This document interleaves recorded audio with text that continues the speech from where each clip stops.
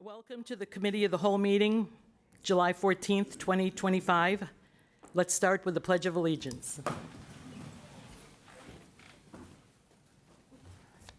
pledge allegiance to the flag of the United States of America and to the republic for which it stands, one nation, under God, indivisible, with liberty and justice for all.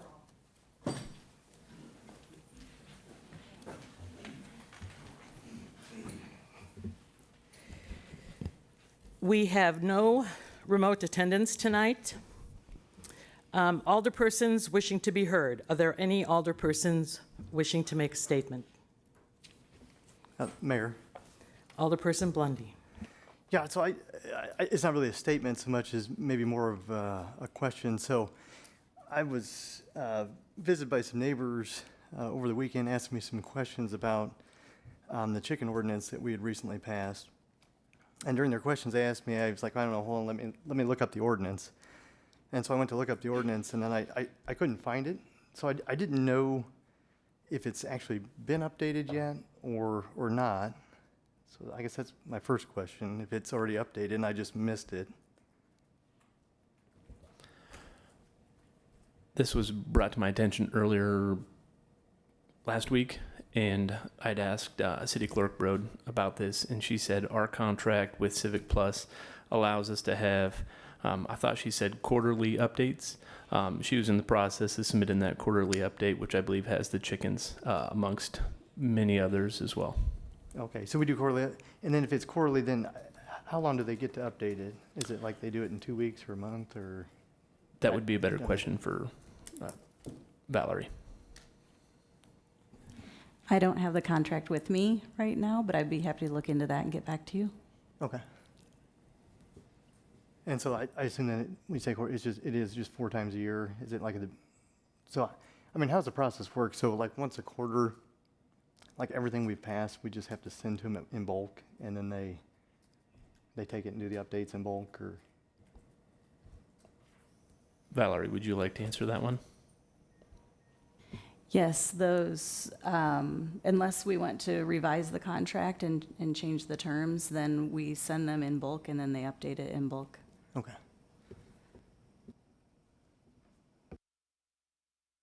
Any other alderpersons? Before we go, do you need that ordinance sent to you? No, I just went back to I found it in our meeting agendas and just read off the questions they had. I was able to answer through that. Okay. So, thanks. Audience comments. State your name. There's a 3-minute limit for Committee of the Whole meetings, and if you desire a response from staff and/or alderpersons, there is a binder on that little table over there for you to put your information. Are there any persons wishing to address the council? All right. And when you get up there, press the button and the green light will come on the microphone. There you go. Got it? Good. Can you hear me? Okay. My name's Pam Tomka, and I live at 2536 Centennial, which is not in the city limits, but I'm here representing the Washington Lions Club. So I would like to share a little bit of information about our club. If those of you have ever been involved with it, you know that we've been around here for over 50 years. It's an international club. It's over 100 years old. We do primarily provide glasses and hearing aids for people in our community that cannot afford them, primarily children, but all ages as needed. We provide scholarships to the high school, large print books for the library, and we help several of our local organizations like WHIP and Threads and Hearts for Change. So we don't just do our glasses. We used to clean the highway by Walmart, but as you can see, I have more gray hair than I have brown now, as do most of our members. And so our group is also getting older and smaller, so that kind of got sat by the wayside for now. The reason I'm sharing some information with you is because our club, as I said, is small. We'd like to grow. There's a variety of ways that we can promote ourselves in the community. We meet monthly at KEPS. But one of the things that we would like to do is make more awareness that there is a Lions Club in Washington.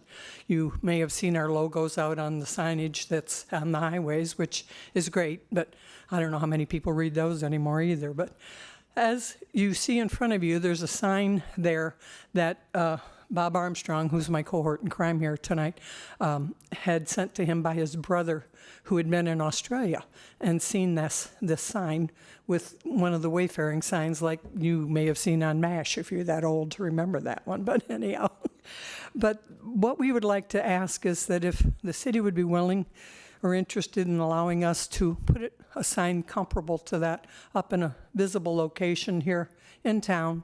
That if it's in a park, obviously we have to go to the park district. I realize that, but there are many places right in downtown area that would be much more visible to people coming by. I think it would be a fun way to draw people into the community. There's a kind of a neat conversation piece that could be created. I went to Vital Signs, one of our locals. I used to use them. If you don't know who I am otherwise, I was library director for many years here and used to use them quite often, a very reliable company here, and got a quote from them. And as you can see, it's $1,674 total, which a large portion of that is installation, which labor is costly, I realize that. But coming to ask if you could consider the option, also if there's any way there's any grants or something out there available that could be of assistance to us to help us create the signage, if you do agree that it's something that you'd like to see here in the community. Questions? Well, at this point, we will not ask questions, but Sure. we will take this into consideration. So make sure you put your contact did info- already. Thank you Got it very covered. much. Okay, thank you. Are there any other persons wishing to be heard?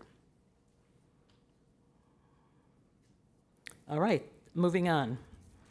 Approval of minutes. I'd like a motion to approve the June 9th, 2025 Committee of the Whole meeting minutes. So moved, Martin. Second, Ernst. Motion by Martin, second by Ernst. Any comments, questions? Cast your vote, please.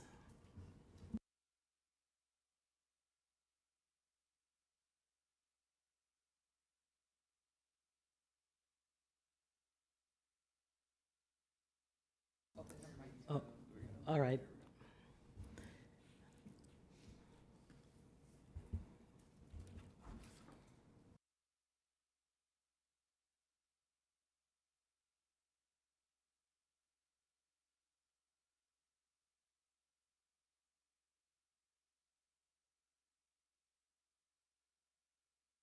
I'm guessing it's going to show green for yes, because we know Alderperson McIntyre is absent. There are no numbers in front of me. I believe it's waiting for the Oh, there mayor we to go. vote. Oh, well, there we go. Unanimous approval, thank you. Next, business items, and I will turn the entire A through I to City Administrator Dennis Carr. Thank you. Thank you, Mayor. The first item on the agenda this evening is the city administrator recruitment update. And I believe that will be over to Joni Baxter. Thank you, Dennis. Yes, as directed by the City Council back in May, we did request proposals from two different executive recruitment firms. One is MGT, which you might know as GovHR, and that is who we used the last time we went through the recruitment process with Mark Peterson as the lead consultant. And then we also were told about another company called ARNT Municipal Support. He was recommended by Tim Gleason, and so we did request proposals from both of those. The mayor and I met with them and had conversations about their services, and we're now in receipt of those proposals. So I've kind of given a comparison of what those look like. They're pretty close on the recruitment services side. However, ARNT includes advertising and MGT does not, which does make ARNT the lower of the two. We also wanted to kind of throw out another idea that as staff and working with HR, we kind of came up with is kind of to look at a hybrid approach. And by that, we would be able to utilize the, obviously, the contacts and the actual interviewing and selection and those types of processes by the company, but also kind of leveraging the talent and expertise that our staff provides, namely with our HR manager and then our newly hired communication specialist, who we anticipate could add a lot of value to the process. And by doing so, we could, hopefully reduce the overall cost of this process. So we have asked James Arndt if he would be willing to kind of look at more of a collaborative approach, and he has indicated that yes, he would be interested in doing that. He's talked with our HR manager. And so he will be providing a proposal that we plan to bring back next Monday, but I wanted to obviously get the council's thoughts on that, if you would like to take that approach or if you would like to stay with just the full service provision, which would be, going directly with Arndt versus the staff being involved in it in a much more collaborative way than we've done in the past. So I'm just asking kind of for direction for that. Like I said, this will come back next week for approval, but wanted to see what the council thought about that approach.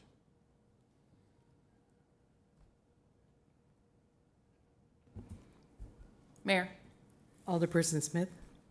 I went back and I was reading from our meeting on May 12th.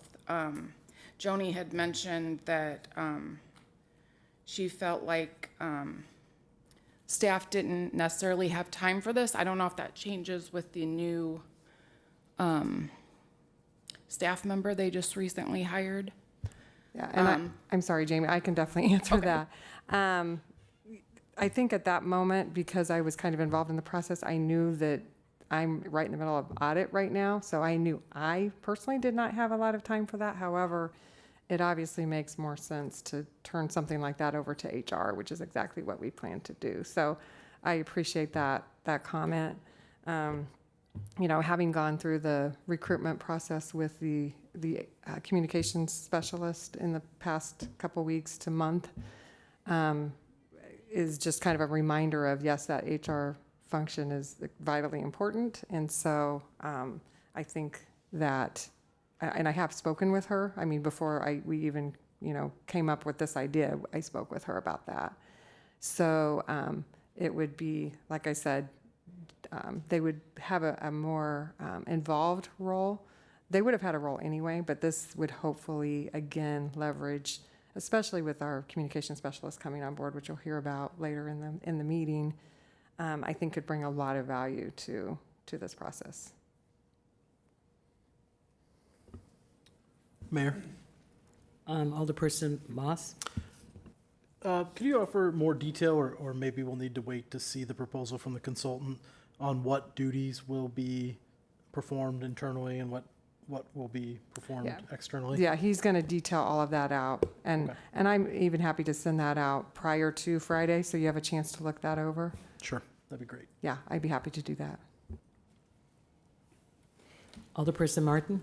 yeah, I just want to say I'm very much in favor of a hybrid approach with the HR and communication specialists and try to save the city money. We'll see how much. Thanks. Mayor, Alderperson Johnson? I agree. Assuming that the division of duties makes sense between our HR manager and the company, I am always a big fan of saving money on stuff like this. So, yeah, thank you. Alderperson Blundy? Mayor? Yeah, thanks. So, yeah, I guess I would like more information of a couple of things. One, I guess, how much money are we talking about we would potentially save? And I know we probably don't know that yet, which is fine. To me, we're looking at, roughly $24,000 to recruit somebody. It's not a huge expense. I think my concern would come into, I think what Alderperson Moss was saying, though, alluding to, is the, the clear roles and responsibilities there and the accountability, who's accountable for what. So I'd hate to see us get in a situation where we think Arndt's doing something, they think we're doing something, and nobody's doing it, or none of it's getting done very well. We don't kind of have the one person to hold accountable to it. So my preference would be to hold one person and not use this hybrid approach, and just stick with using whichever one it is, if it's Arndt or MGT, but just use them solely. They're 100% responsible for it. I think my other concern is too, would be potential bias that we may introduce into the process by having our own city staff involved with it. In the case where there's a potential that, I'm going to make an assumption that our interim city administrator may want to be a candidate for this. And so with HR reporting to him, communication especially to him with his interim role, I think there could be, I'm sure it'd be unintentional, but there could be a bias put in there. There could be a perception that the process isn't 100% transparent. So those would be my concerns. And I think with that, I would prefer that we would just stay with using 100% one of these external vendors to do this search for us. Anyone else? Okay, thank you. Moving on to B. The potential billboard code amendment discussion. And this one will be headed off by John. Thanks, Dennis. The city zoning code provides a number of regulations specific to the regulations for both small and large billboards. In general, a billboard is classified as a sign that advertises goods, products, or services not sold on the premises on which the sign is located. For small billboards, those can be up to 64 square feet in size, and for large billboards can be up to 672 square feet in size. There are some slight differences in terms of the location of them, but the overriding regulation for any billboards is that they can only be located on a corridor with a minimum, maximum permissible speed limit of 55 miles per hour, which of course limits it to the US 24 corridor. In October, the Planning and Zoning Commission heard a variance request from Robinson Outdoor LLC to allow for a 10 by 20 electronic digital billboard on the former Todd's Service Center property. That business was torn down a few years back at the intersection of Eagle and Business 24. The PZC considered it and unanimously recommended denial of it. Shortly thereafter, Robinson Outdoor, on behalf of the owner, decided to not pursue the variance any further, therefore it did not proceed to the City Council. More recently, staff has been in contact with Jeff and Cody Gablehausen, representing Civic Digital Displays, and they have proposed the possibility of a similar billboard at the northwest corner of the Eagle and Business 24 intersection. Staff has informed them as well that any such billboard, whether it be at that location or anywhere outside of the US 24 corridor, would require either the approval of a variance or a code amendment to more broadly open up the allowance of billboards in the city. And so included in the memo is a brochure that staff received during the meeting with the Gablehausen, so you can see what they have roughly proposed here, as well as what they have with other locations in the region. At this point, they don't have a real true identification as to what the sign would be, but the rendering gives you an idea as to what is roughly proposed at this point. And so at this point, we would open it up for conversation after offering Jeff or Cody a chance to offer any of their words.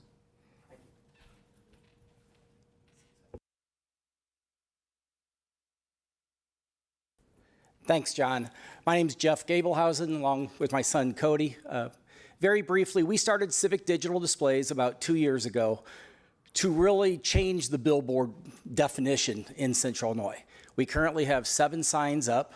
We're in East Peoria, we're in Pekin, Morton, Metamora, Bartonville, Canton.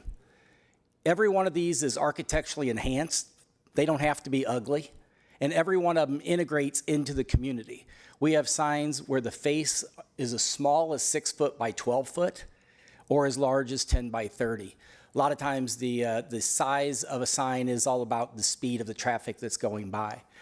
As Cody will talk about, we really, really want to be part of the community and work with the community. That means make these a community messaging tool. That is, quite frankly, where I come from. All the way back to 1994 when I was mayor of East Peoria, fought really hard to eliminate or severely restrict billboards. So we're not here saying, Washington, open up your city and have billboards all over. Absolutely not what we're saying. What we are saying is the 55-mile-an-hour restriction is incredibly limiting and does really take away a lot of opportunities that your businesses need, and also some real benefit that we think we could bring to the community if we could find a site to propose to you. Turn it over to Cody. Hello, thank you all. Billboards have an interesting importance, especially for businesses of all sizes, but smaller businesses. And I think smaller businesses are what have historically been excluded from billboard space, usually cost-driven. So one thing that's been really important to us when we've built this business over the last 2 years is priding ourselves on really having solutions for every budget. And with that, we have advertisers that pay as little as $200 a month, and we have some that pay 10 to 15 times that amount monthly. But with that, making sure that there is space on the sign for everybody that needs to reach their customer base. We see that especially with the consolidation in TV and newspaper, consolidation in radio. A lot of smaller businesses in particular, they want to reach the people who are just within a couple miles of their business, or maybe the people that are just in the next community over. So we just completed a sign down in Morton earlier this year. We have a sign in Metamora. And I think there's a lot of synergy back and forth between people just trying to advertise to businesses like that. One of the other critical parts of the sign that we've been really proud to offer in a pretty large way in all the communities that we've been in is the community messaging side. So, no billboard ever sells out, at least for digital billboards. It's pretty rare. So there's always extra space. And we've tried to create the best system that we can for how that extra space gets used. I would say our signs in Bartonville, Canton, and Metamora really make the best use of the space that we've given to the communities there. Everything from road work starting on Monday to community events on the square, hiring ads. Canton really uses it for hiring down there. So that would be a component that we'd be excited to offer to Washington for whatever community messaging tools. And I think it's an interesting conversation with both the Lions Club and the new communications director and how to get the word out on the cool things around. The final thing I want to mention is the brick design. It's just an idea. We tried to make it fit into, obviously City Hall. The building that we're in right now has a lot of the red brick undertones. Certainly not what it has to be. That sign is 7 foot tall by 21 feet wide. It's about 11 feet off the ground to the bottom of the sign, about 20 feet in total height. There's some flexibility to that. So it's just an idea. At the particular location that this sign's proposed, which we're not necessarily married to, if someone's got a better idea. We love actually leasing space from cities because then it can become a revenue source. But at the Dollar General property, there's a lot of excess asphalt there, and as part of the sign, we'd work with the property owner to clean all of that up, plant grass, and further enhance the front of that property. But thank you all.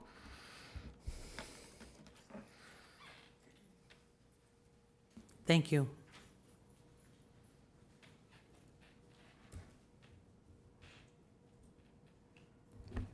Mayor. Alderperson Smith? Yes. Personally, I love this idea. I'm not for sure about that exact location, but I do love the idea of it, and I would be open to seeing something like this in Washington. Mayor. Alderperson Ernst? To echo those comments, I think it's a great idea. Again, I'm not sure about the location, but good for community messaging. It definitely looks better than the wheel behind sign that we put out for Good Neighbor Days and other things like that. And then, just allowing people my grandparents are constantly saying, well, I didn't even know that it was happening. Well, it was all over Facebook, Grandpa. Why didn't you see it? Well, he's not on Facebook. So I think it would be a good tool for the city. Mayor, Alderperson Sluter? I don't want to go on and on, but I agree with the last two that have just shared their comments. I think it's great for the city of Washington. Maybe not the location. I agree with that. I like the advertisement and the ability to put and display things for especially our older, what Alderperson Ernst said. So I agree. Alderperson Martin? So I'm kind of indifferent on the sign. I like the idea of doing community messaging, so I'm okay with that. I love the Washington logo. I'm not in favor of the red brick. I would like one of those other light stone ones, but that's my personal preference.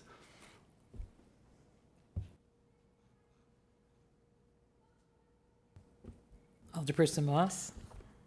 So kind of it was mentioned that the current code of 55 mile an hour, requirement was restrictive, and I think that's intentional. I think, we don't, as a community, we've all been to places that were over billboard heavy, so I think that, that was the intention probably. I can't read the minds of the individuals who put that ordinance in place, but, one doesn't seem to cross that line, but I think maybe some consideration of how do we structure our code or our ordinances to ensure that 1 doesn't become 4, doesn't become 8. I don't want our main drag to have that feel. So while I'll use the word that I think that Mr. Martin just used, kind of indifferent about 1, but want to be cognizant of what does that open up for future requests and other groups. Mayor. Alderperson Johnson? Yeah, I would echo what Alderperson Moss said, that 1 seems okay.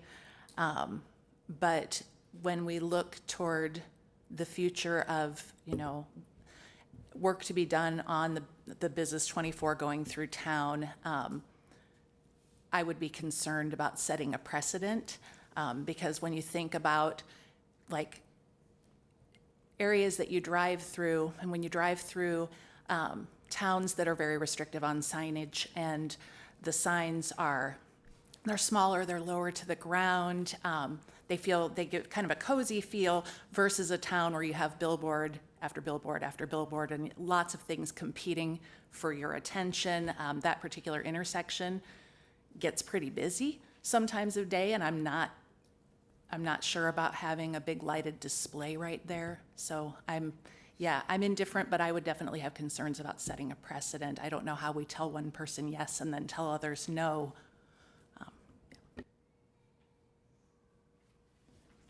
Alderperson Blondie? Thanks, Mayor.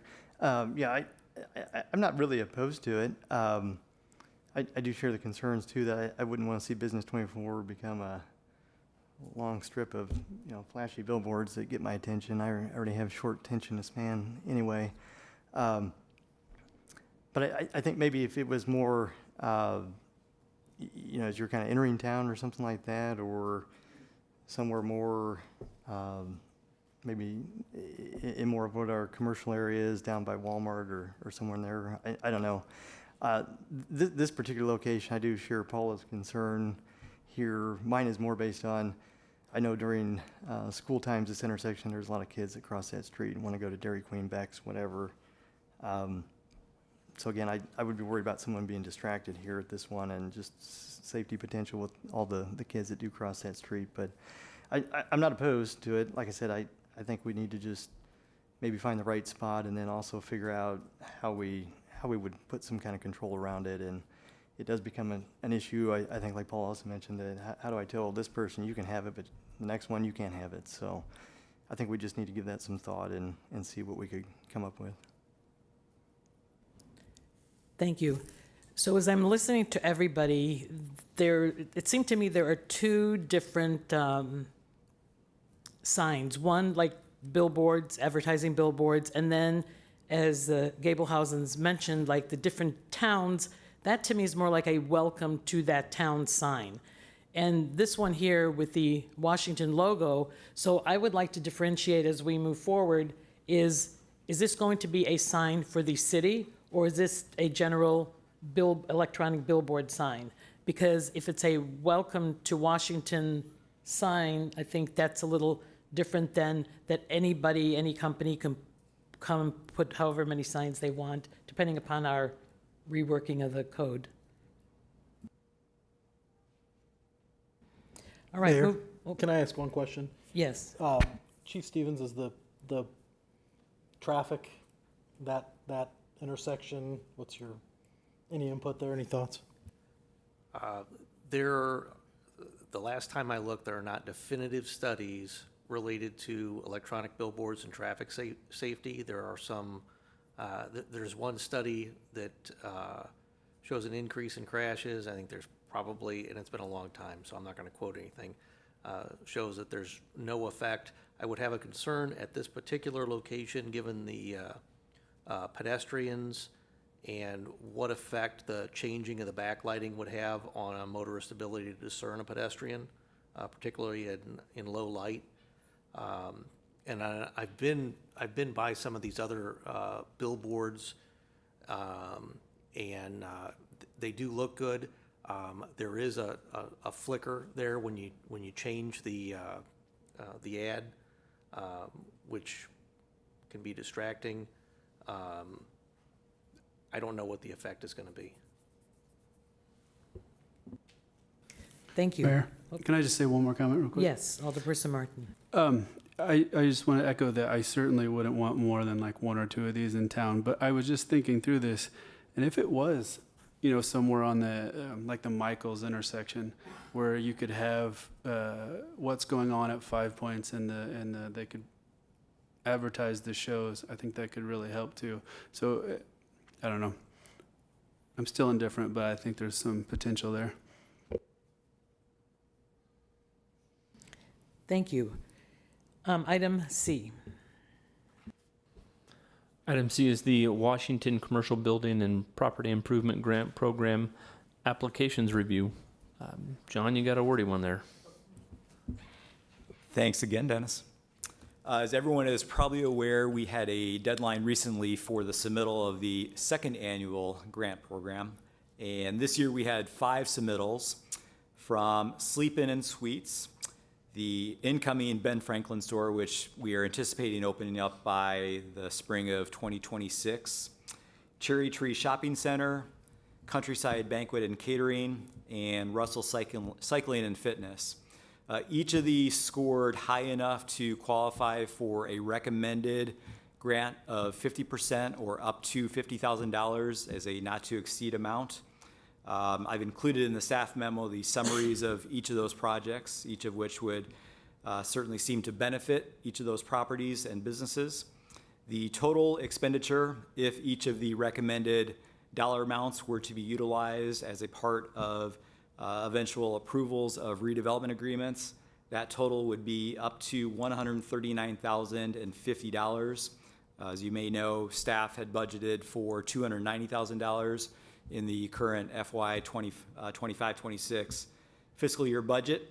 And so this would certainly fall within that amount, as well as leaving some funds left over for possible future use. So with that, we would recommend approval eventually of those 5 redevelopment agreements, but would open it up for any questions or comments that you may have.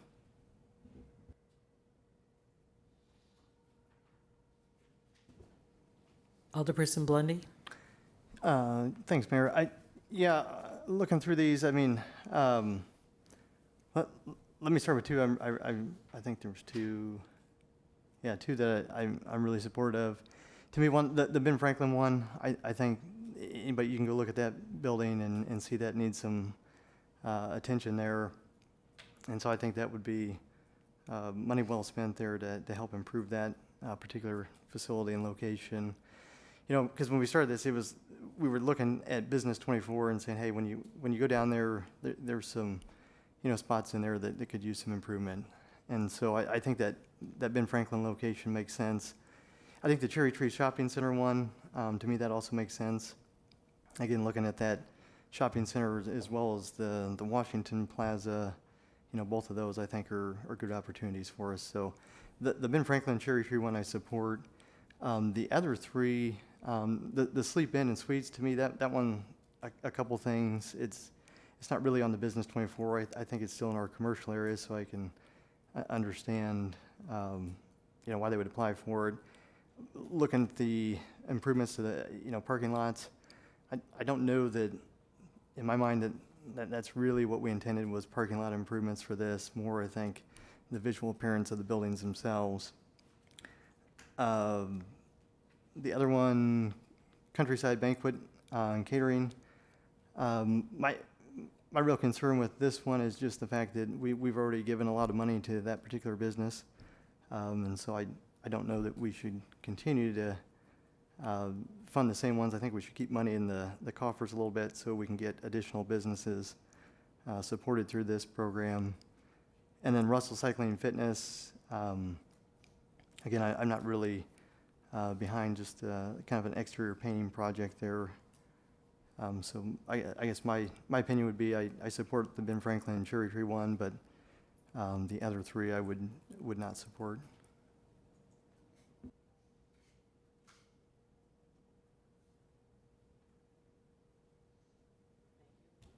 Thank you. Anyone else? Mayor. Alderperson Martin. I have not been the biggest fan of this grant program, but it's done a lot of good and had some positive aspects of it. And so under what we have here, I think all these are good, and I would accept all of them. Thank you.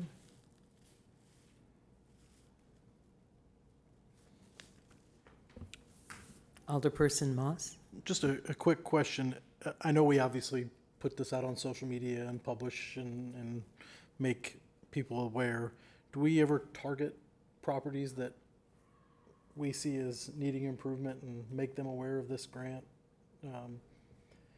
Because, I mean, I've talked to a couple business owners along the Business 24 corridor, encouraging them to apply, but none of them did, unfortunately, which is, you know, disappointing. That, and I agree with wanting to spread the money around. I'm not opposed to any of these. They took the initiative to apply. The money was available, but you know, I guess free money, right? I mean, these properties that are making our Business 24 maybe less than it could be. I wonder if we've ever targeted any of those or had, you know, reached out, personal conversations to try to spread that money around. Yeah, so we sent emails, group emails to as many of the different email addresses that we had, which I would say is the majority, not all. There's certainly some that we don't have any contact or much contact info for. We did send some individual emails to those that we thought could be a good fit for it. The chamber publicized it through their weekly e-blasts. Obviously, we had it on our website, social media. Hope it covered most everyone. Can't guarantee it did, but we tried to cover as many bases as we could. Great. Yeah, that was my. I would love to see it spread around a little more, and disappointed to only see this many folks. But I understand also that it's not a 100% grant. It requires them to make an investment, which it should. So maybe some of those folks aren't in a position to do so. Mayor? Alderperson Sluter. Yeah. So with this grant is like Washington Family Restaurant, one of them that used the grant in the past. So I like the idea of this whole process. So I'm in favor of all 5 of those. Alderperson Blundy mentioned the hotel. It's off of that, but it's part of the commercial aspect of it, and they went through the process of getting the grant, correct? Kind of what Alderperson Moss said. I'd be in favor for it for the mere fact of it's giving back to we have a budget, we have a community, of trying to spruce it up a little bit. I like the idea of it, so I'm in favor of it.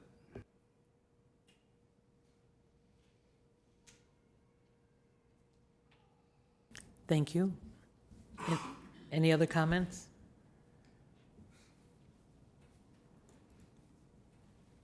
Okay, moving on. Letter D. Letter D is the Public Works Storage Building discussion. This one's coming at everybody again. We finally got some appraisals. And now I'm going to hand the floor over to Brian. Thank you. Again, just to bring this back after the appraisals, kind of just remind you, council, that the insurance company agreed to $340,000. We have received almost $304,000, with the remaining $36,000 would be if we decide to complete the repairs. We sought appraisals. We kind of did two different scenarios. One was if we were to demo the building, the current building, and sell the lot, we could expect to see about $24,000 if we did that. But if the demo costs anything over $24,000, obviously we would be losing money. The other scenario would be to complete the repairs and then sell the property with the building, the repaired building, and we could expect to receive about $240,000, so that would kind of net us negative $100,000. Past council discussions, we had talked about the possibility of completing the repairs and raising the roof to maybe fit some more equipment in there. That was roughly about $639,000. Another scenario, just kind of a quick one, was what would it cost to build a new building? They estimated about 1.2. And then one of the last things was to demo, and if the council would like to use that as a parking lot for off-square parking. Kind of based on all those scenarios and stuff, staff would recommend moving forward with the repairs so that we could utilize that building for all the equipment and stuff that's currently not under a roof. If in the future council would decide to want to sell it, at least we would get to use that building for the foreseeable future. So looking for direction from council. Mayor. Alderperson Smith? Thank you. I think we've been kicking this around for a while now, and I think we should just fix the building and utilize it until maybe further down the road when we have a better future plan of what the Public Works is looking for, and then maybe we could go from then down the road. But I think we should, the money's there, just fix it and utilize the building. Thank you. Mayor. Alderperson Ernst? I guess this is a question more for Brian, but just making sure, just to help understand, the $340,000 would repair the building to the standard to start storage again, right? It's not, I mean, that's the total amount needed, right? Correct. The insurance worked with PJ Hare, and that was roughly the price they came up with. I guess one little fear might be is how long we have kind of drug this on, if anything's changed as far as material, cost of material. But that'd be something we would have to look into. Thank you. Alderperson Martin? So I just want to say I appreciate all the time and due diligence you've put into this. And I think it's time to move forward and do the $340,000 repairs. Thank you.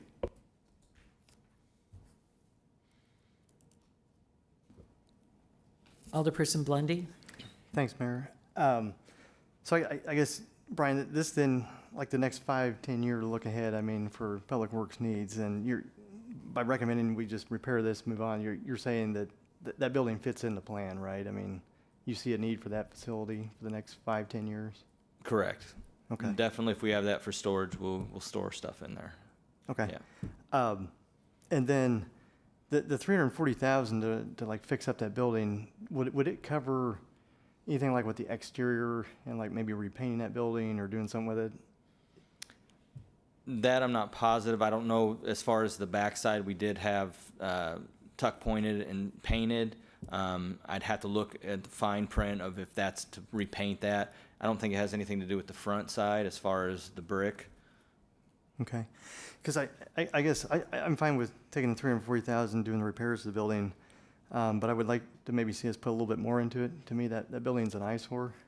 And so I would like to see if we could somehow come up with some additional funding to at least freshen up the exterior and repaint it and maybe get rid of all the weeds and stuff around it, and just make it look like a city building we'd be, I don't mean to be harsh, but we'd be more proud of, right? I mean, it looks a little rough. So I'd like to see us throw more money at it and make it look nicer.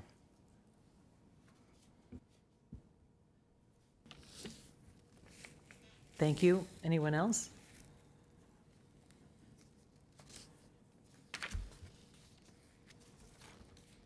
All right. Moving on to letter E. E is the sanitary sewer overflow cleanup update, and I'll send this over to Brian as well. Thank you again. I just wanted to update council, kind of give a summary of what happened last week and kind of working through the days. The crews were notified Monday morning of a sewage smell coming from 1020 Dallas Road. Upon investigation, staff noticed and heard some bubbling sound. It was sewer overflowing from a manhole, bubbling out into a vegetation area. Once we realized that was going on, the crews called Hare Construction to get a jetter truck out. Ours was experiencing radiator issues, so it wasn't operational. We also contacted the IEPA to let them know within 24 hours of an SSO, you're to let them know. So we got the blockage undone around 11:30 on Monday, met with the IEPA on site around 1, went through and discussed different cleanup measures. They were good with utilizing a VACON to kind of every bridge stop, trying to reach out and suck up what you could as far as what might come out of a sanitary sewer. They also agreed that later on we could use hydrants to flush and help move stuff on down the stream. Tuesday, GA Rich came out and they started cleaning the 1020 Dallas Road Bridge and also the Dallas Road Bridge, while also working with the EPA. They came back on site. They came with the Fish and Wildlife because there was reports of dead fish. But we did some of those cleanups. We also, Wednesday, Hare Construction came out. They were not able to come out on Tuesday, so that's why we had GA Rich. But kind of did the same thing. We went from Westgate to Stafford Bridge. What helped us out too was Tuesday evening. There was about 1.1 to 1.6 inches is kind of what I was told. The news, and down at the wastewater treatment, we do measure rainfall. That helped clear up a lot of stuff. All the bridge sites looked a lot better. We also were taking DO samples Tuesday, Wednesday, and Thursday. Each day, the DO got better and better. The IEPA recommends for a stream of that nature to probably have a 3.5 or higher milligrams per liter of dissolved oxygen. We were seeing that by Wednesday. Thursday, we had most sites were above 5, 5.5, some were even in the 6. So after that, the visual inspections Thursday looked good. We were trying to utilize our skid steer and our brush cutter on site in the backyard of 1020, but because the area was wet, the skid steer got stuck twice. So staff was looking into possible brush attachment that we can put on the end of an excavator so we can reach out farther and not actually be in the soft areas. So at the moment, we are still waiting on a price for that and availability. But we submitted within 5 days, you have to submit an SSO, sanitary sewer overflow report to the IEPA. We've filled that out. I was in contact with the IEPA every day, multiple times. So at the moment, everything's looking good. We're just waiting on getting the proper equipment to help clean up the vegetation area and possible looking to grade the back area and we'll go from there. So, any questions?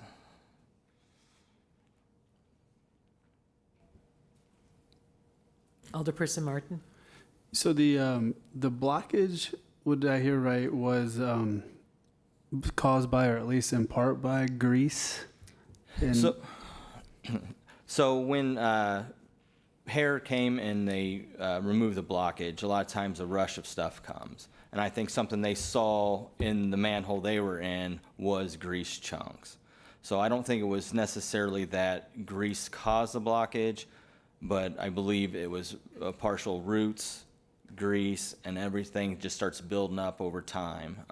So to really say exactly what it was, I don't think we can in this scenario.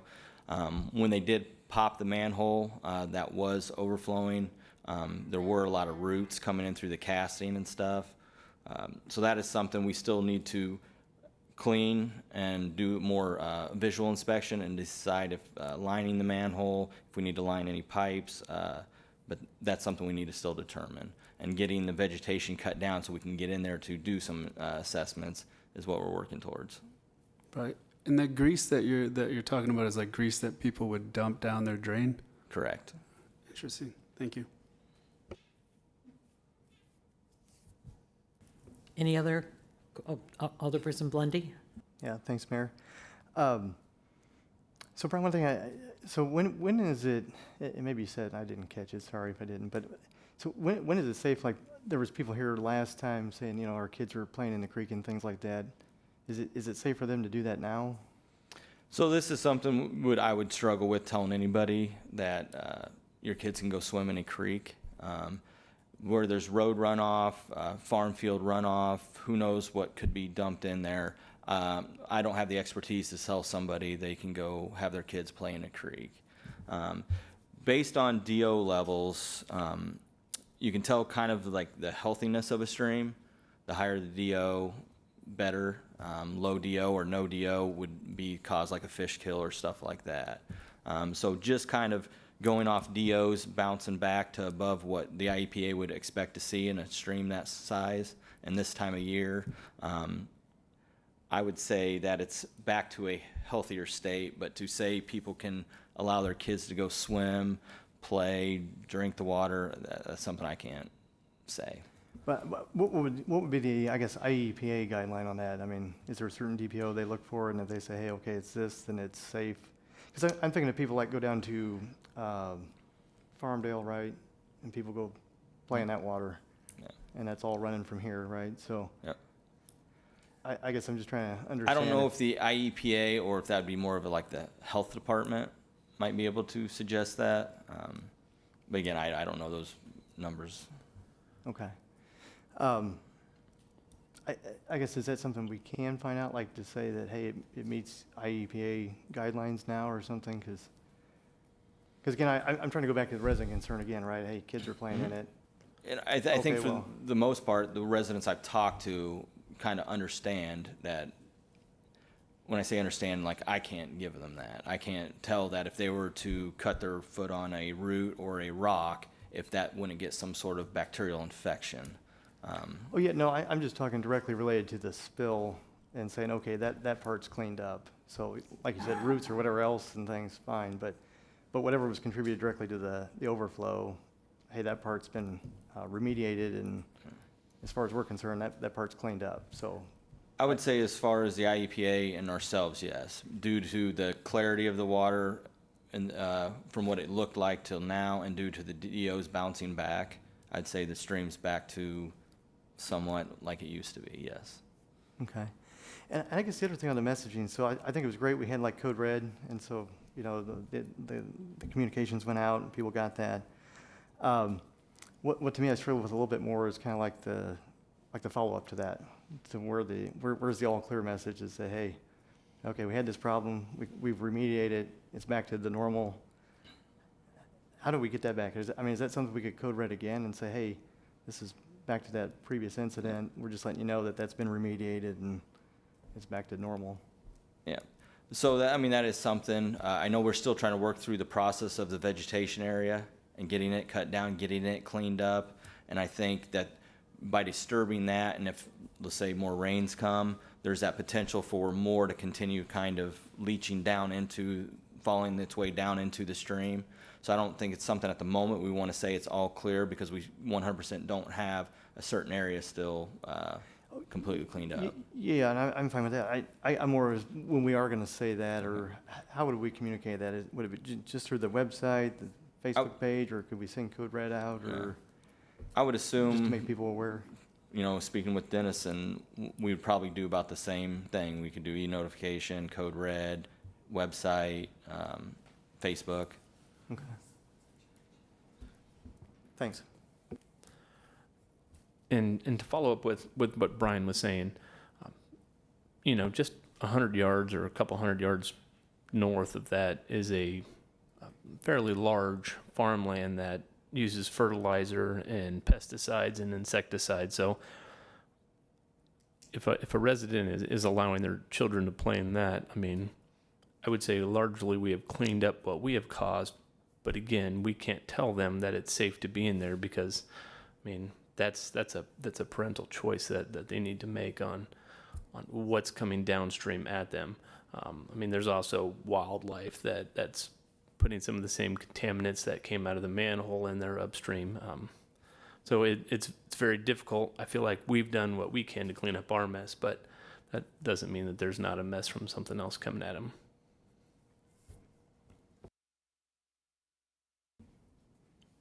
Any other questions, comments? Okay, thank you. Moving on, letter F. Letter F is the Washington Police Department monthly report. I'll hand that over to Jeff. These are small numbers, so there's not a lot to say there. If you're looking for good news, just from these numbers, crime's down. Don't read a lot into that, though, because these are small numbers. We supplemented some time ago that we used to just put out month-to-month numbers, and that was truly worthless. So at least now you get a year-to-date report, which is a little bit better, a little bit of news about traffic crashes when they occur, and you see they're pretty well distributed. So I would entertain questions, but I would just say be careful interpreting this data. It's a small data set.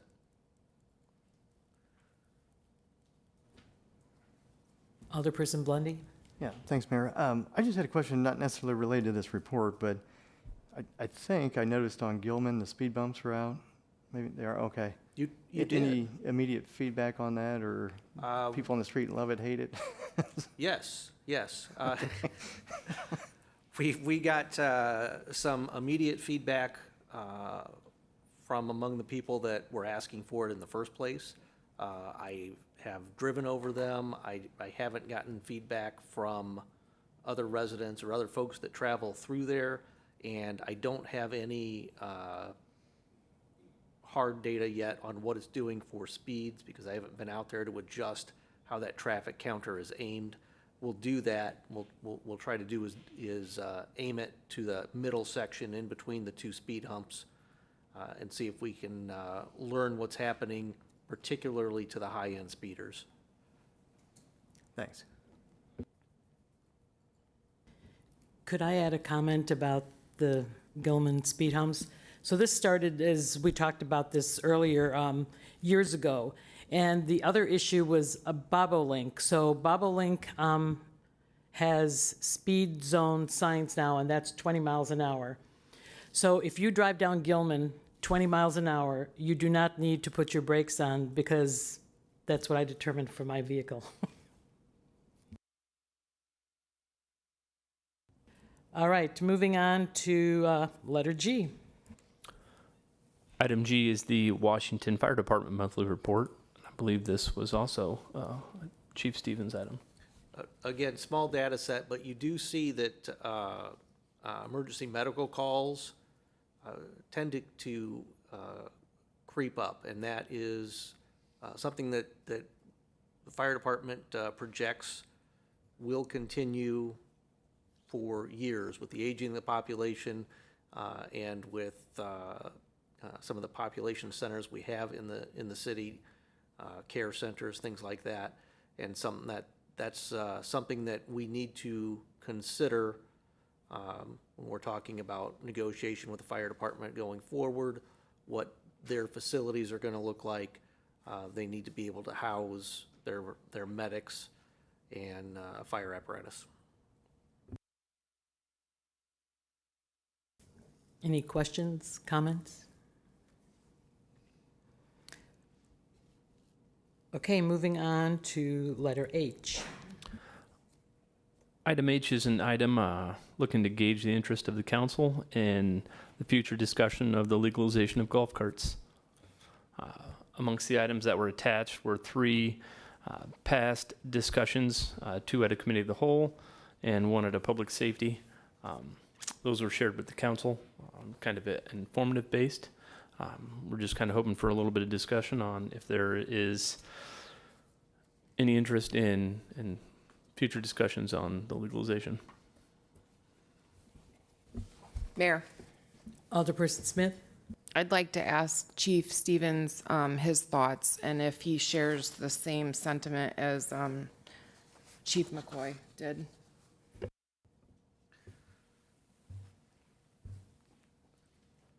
Generally speaking, off-highway vehicles are not, in my opinion, safe for on-highway use.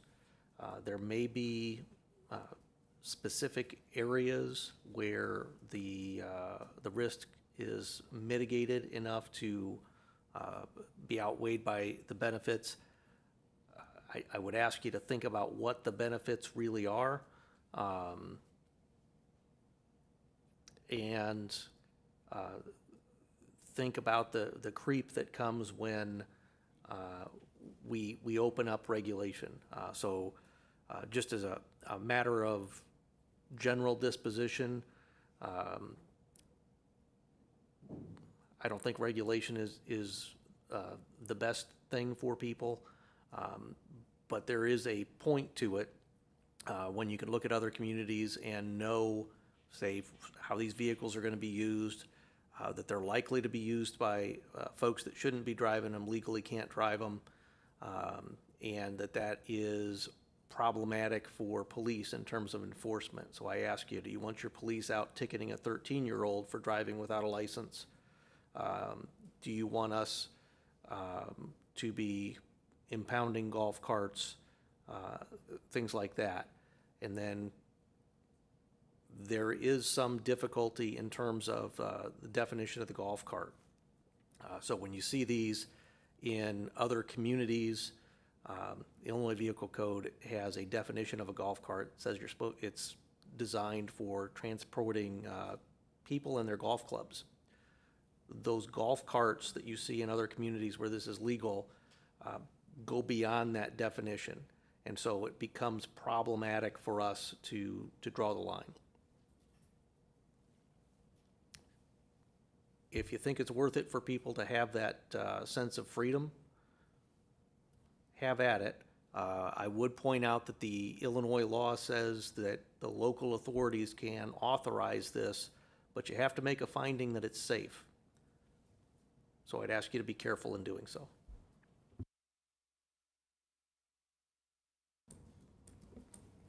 Alderperson Blondie? Thanks, Mayor. And certainly I appreciate Chief Stevens' comments on that. I know we've had some discussions in the past about this. I'll say during the Memorial Day Parade, and then it seems like every year around 4th of July, neighbors stop me that I know have golf carts and say, hey, we've got e-bikes and scooters and everything else going down the streets. Why can't I take my golf cart?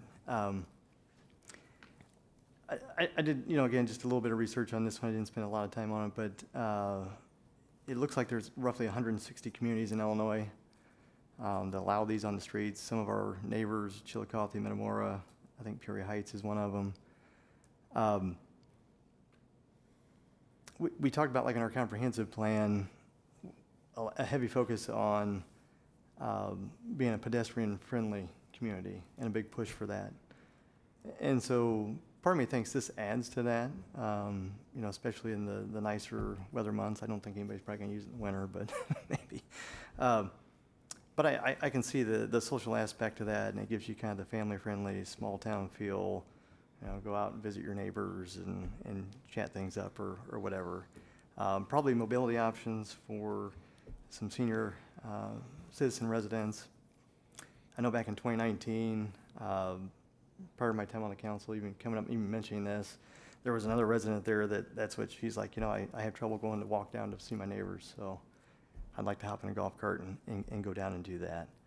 I certainly think there would have to be, you know, the regulation component to that. I guess what I'd like to see for like a next step though is, can we get with our neighbors over in Metamora or something and see how they address the regulation or safety concern, you know, how are they deemed it safe? You know, what went into their thought process, how did they draft their ordinance, those types of things. And then see, you know, after we hear that information, does it make sense for us? And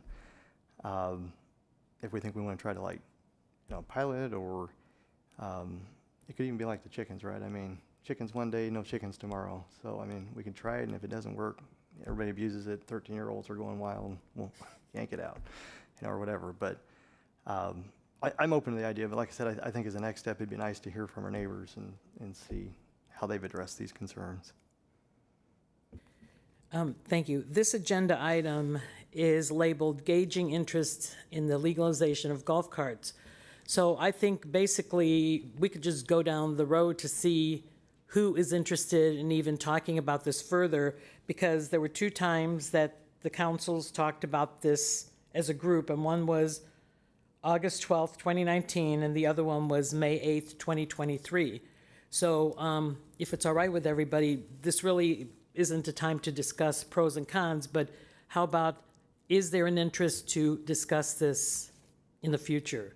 So I understand, Alderperson Blundy, that was a yes for you to discuss this? Okay, Alderperson Martin?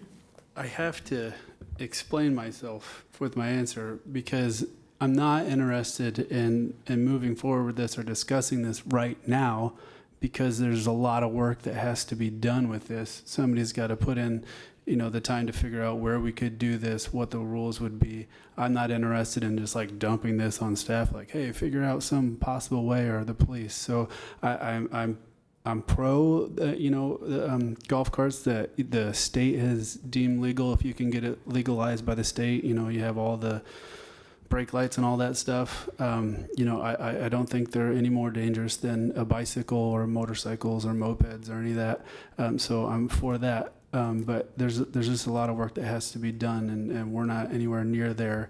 And I would have to hear a lot more people that actually really want this. But I could be for it in the future. Thank you. Alderperson Moss? Yeah, it's a tangled web here of, you know, I notice a couple times in these minutes, liability of the city was brought up, and I'm not sure what that means. If there's additional liability for those as opposed to another motor vehicle, and, you know, our city attorney could probably weigh in on that after tonight, but those are all things that are just, you know, before you can say is it a good idea or a bad idea, there's 100 questions to answer. So I'm not really in favor of it at this point, but I'm also open to having some of those questions answered. So I guess I'm open to discussion, but I'm not hopeful that it, you know, at this point it looks more, I would say I'm more leaning toward a bad idea than a good idea, but I'm open-minded. Thank you. Alderperson Ernst? I'd be in favor of further discussion. So yes, I guess gauging my interests, I'd be interested in discussing it. Thank you. Alderperson Smith? Yes, I'm in favor of more discussion. I would like to look into Metamora. I did send out a message to someone that lives there, but I didn't hear back yet. I was just curious about how they went about it and what their thoughts are on it. My biggest concern, obviously, is safety. I would never want to see anyone injured, but I also understand that certain neighborhoods, if if, I don't know how you would work it, but like certain neighborhoods, you could ride around your neighborhood without crossing a major road or whatnot. It'd be something you have to look into, but I'm in favor of looking into it more. Thank you. Alderperson Sluter? That's a lot to take in. No, right now my thought process would be like I'd be in favor of looking into it. I'm not sold on it. I look at a lot of safety issues with it. Just watching, I have a lot of kids in our neighborhood that have scooters and doing different things, and it's just another vehicle on the road to have to pay attention to in that regard. But I'm open for discussion to see if my vote changes. So. Thank you. Alderperson Johnson? Yeah, to echo some other thoughts, yeah, I would, I guess, be interested in discussing it. I'd like to have a chance to check in with Metamora, to also discuss with our constituents, because I'm imagining Devonshire subdivision, and that sounds a little crazy, like Alderperson Sluter said. But then I'm thinking also of like Sunnyvale, where there are a lot of elderly people who, you know, if it were restricted to that one little corner there between Kruger and Main Street, like that might be a great place to pilot something like that. So, yeah, I'm open to discussing it, but not a huge fan of widespread usage at this moment. My firm represents Metamora, as well as several other communities that have golf carts, so I'd be happy to put together a, sort of memo on the experience from nearby towns. Mayor, can I say one thing on it? No, I'm just kidding. Alderperson Moss. All right. I'd like to just request that we look at towns that as closely mirror ours as possible. Metamora, has one main drag, but not a lot of kind of isolated neighborhoods and things like. It feels like Chillicothe might be a little more comparable as far as a fair comparison, but I don't want us to compare to Mackinac, where I have family that lives on Mackinac, and their main drag gets as much traffic as Hillcrest that I live adjacent to. So I mean, just want to make sure there's some comparable comparisons.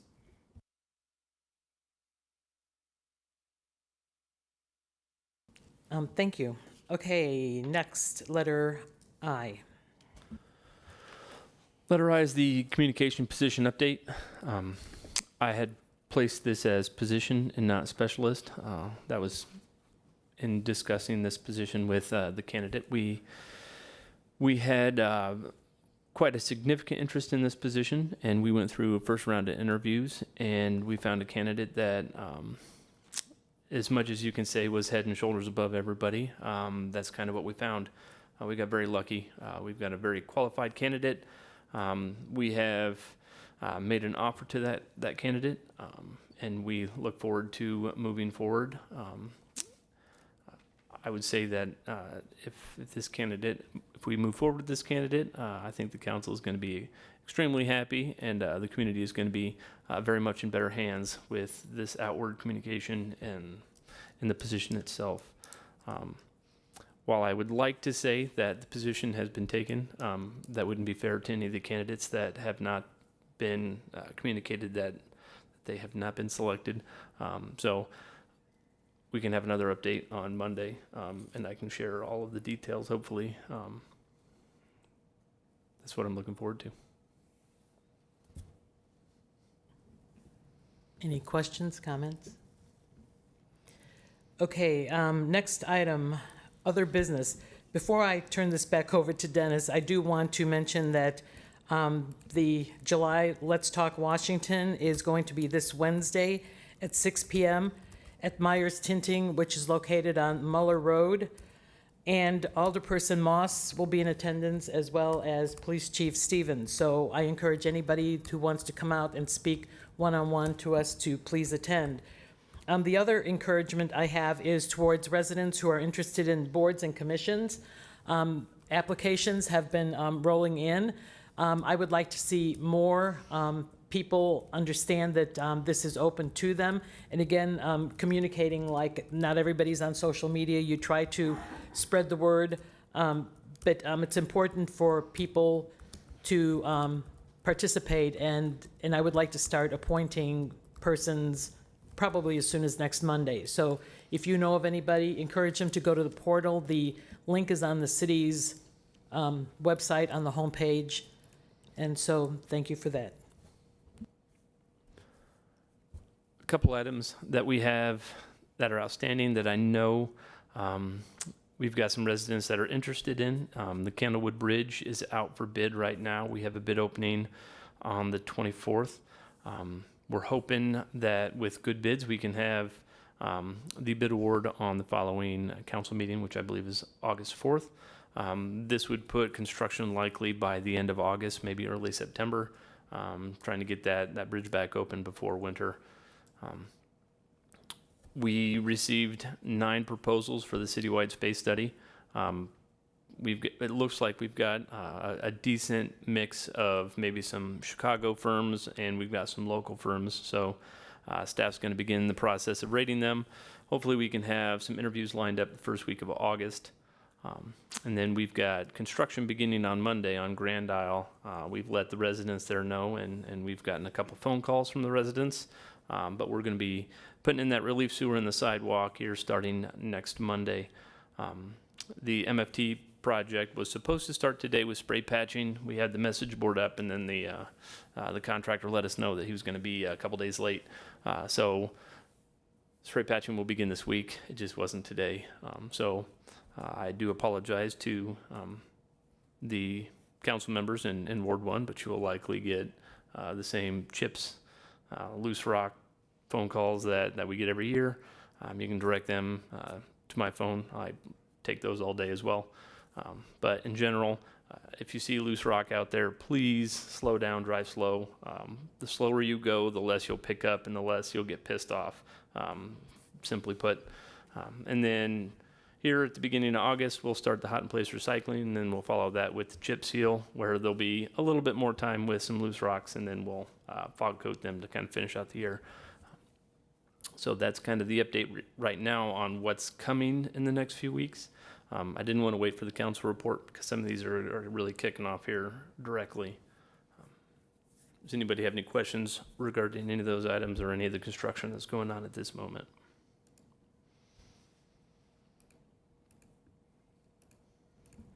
Okay, thank you. The next item is executive session. I would like to have a motion to go into executive session. Motion to go into executive session. Second, Smith. Okay, Moss made a motion, Smith second. Cast your vote, please.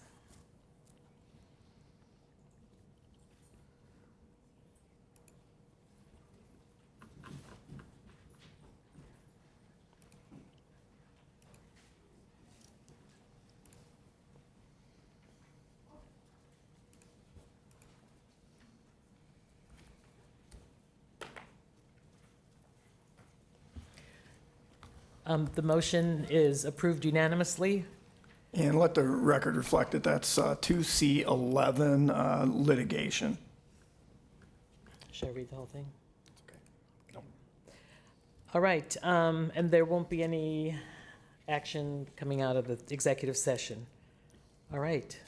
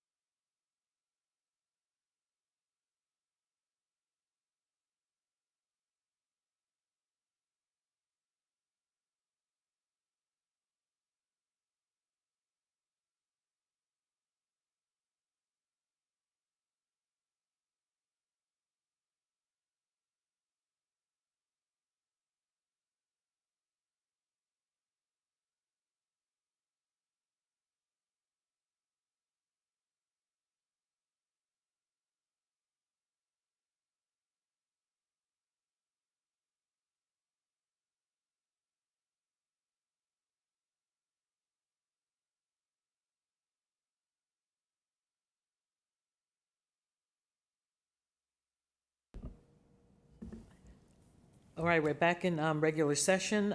Do I have a motion to adjourn the meeting? Motion to adjourn. So moved. Sluter motions, Martin seconds. Those in favor say aye. Aye. Those opposed? Okay, motion carries. Meeting's over. Thank you.